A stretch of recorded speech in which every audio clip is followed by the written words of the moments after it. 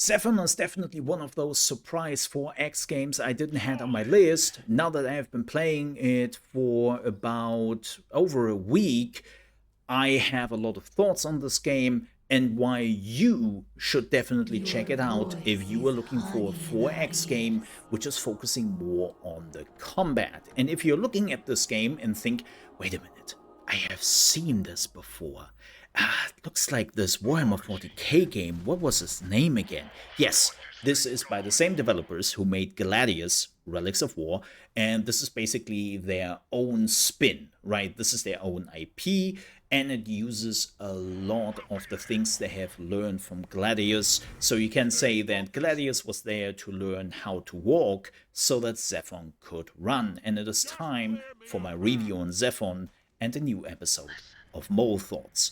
The story of Zephon is really interesting. Like, the whole beginning of this game has a pretty cool post apocalyptic world. And no, it's not like Fallout where humanity just nukes itself into oblivion, but it starts with that humanity is thriving, they are doing great, and then aliens appear on planet Earth and they are like, hey, humans, we are here to burn out all the heretics on this planet. Unfortunately, that's the whole humanity. So, bye bye. And humanity is getting nearly eradicated. Thankfully, humanity is coming together and they're realizing, well, we have tons of weapons we could utilize against the aliens and they would be effective, but we do not have the people to utilize those weapons. So they built an AI called Zephon to control all those different weapon systems. And that's exactly what Zephon did. Took control about the weapon systems and started to drive back the aliens, so much so that it even destroyed the mothership and trapped most of the aliens, or the remnants of it, on planet Earth. And humanity was like, yeah, victory! And then Zephon turned around and said, you know what? Aliens, humans, technically the same thing. It's all biomass in the end, so get fluffed, I guess. So humanity had their next cataclysm event coming up with Zephon turning on them, and they nearly got again eradicated.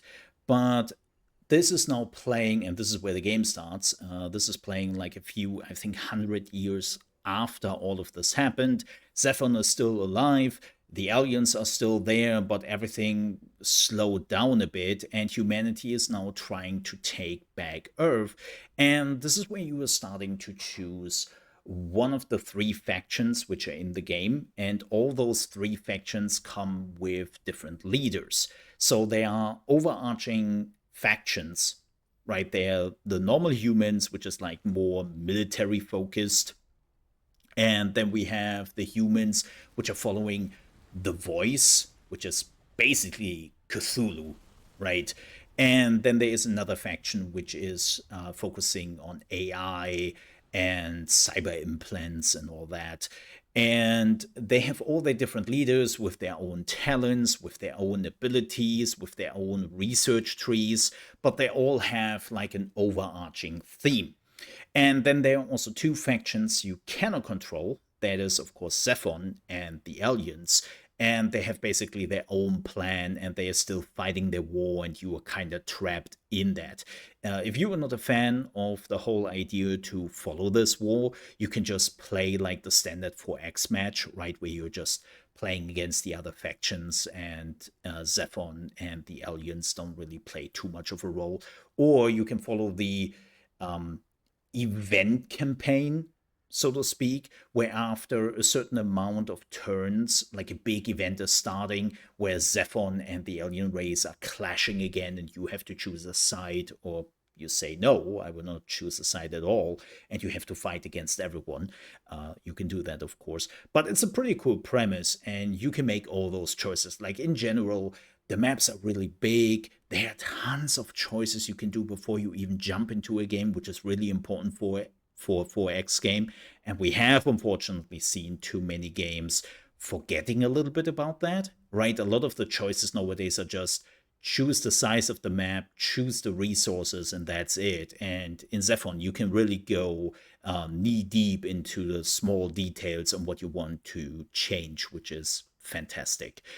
But in the game, you are then doing the standard 4X stuff, right? You are forming a city, you are slowly building up the city, you are taking in more land, you are scouting, you are taking over barbarian camps, or, well, raiders, not barbarians, sorry, raiders, right? You are fighting them, your units can also earn XP, and you are slowly growing your empire.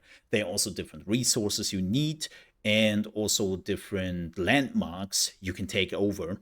When you take over the landmarks, you will automatically get the resource, but everyone can just walk in and retake the landmark as long as you not build a city nearby. If you build a city and then you capture the landmark with your city, then of course it's a part of your city and nobody can take that anymore. And more importantly, you will also get extra resources on top of it. But most of the stuff you were doing is really for the military purpose, right? The military premise. And one of the big things is you can see the research tree in the background right now. And it's a huge research tree, right? There's so much to research, and it might look a little bit overwhelming. But what is important to note here is that this is the research tree every faction has available, right? So they didn't split it up for factions, but everyone has the same research tree.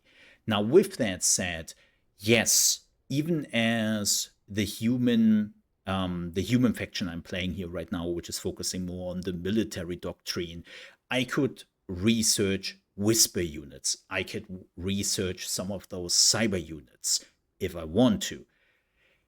But most of the time it won't, because research takes quite a while. It's relatively slow. And also, your faction is coming with very specific research abilities, right? They have like their own little specific research things other factions do not. And they will play into the overarching focus. So, for an example here, I can research that all my heavy machine guns will do 20% more damage. And then I can research that every military vehicle will have a heavy machine gun. So you always want to stay in that specific category you were in. Again, you can research the other things if you want to, but most of the time you don't have really time for it to do so. And later on, you also have to produce like special resources for the super units, which are also more focused on your faction. So again, you mostly stay in your category.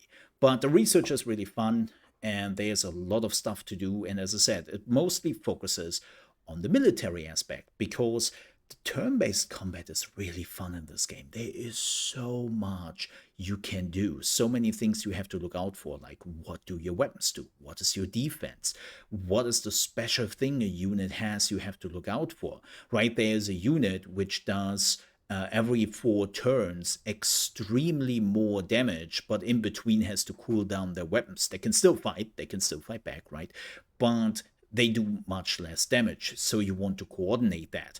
Or the soldiers you were getting at the beginning. This is like the first standard unit you were getting, and they have guns, so that means they have a range attack, but they will do 50% less damage if they are not attacking their enemies in melee range, even though they have range weapons, right? So every unit has their own abilities, their own passives, their own weapons. You kind of have to figure out how to utilize them the best. And then there's also your surroundings. How you are positioning your units is super important. Do you have a forest? Do you have like ruins which can give you cover? Or if you were super lucky, you can put them on a hilltop. And when you are putting a unit on a hilltop, that would give you a huge advantage in this game. Like attacking an enemy on a hilltop is not suicide, but it is a pretty bad idea. So you always want to cover that. And again, there are also like tons of abilities units are coming with. There are also heroes in the game, and the heroes can level up and they can get their abilities whenever they are getting a level. And with level 6, they're also getting an ultimate. And yes, when your hero dies, you have to start from the beginning. That hero is gone. You have to get a new one.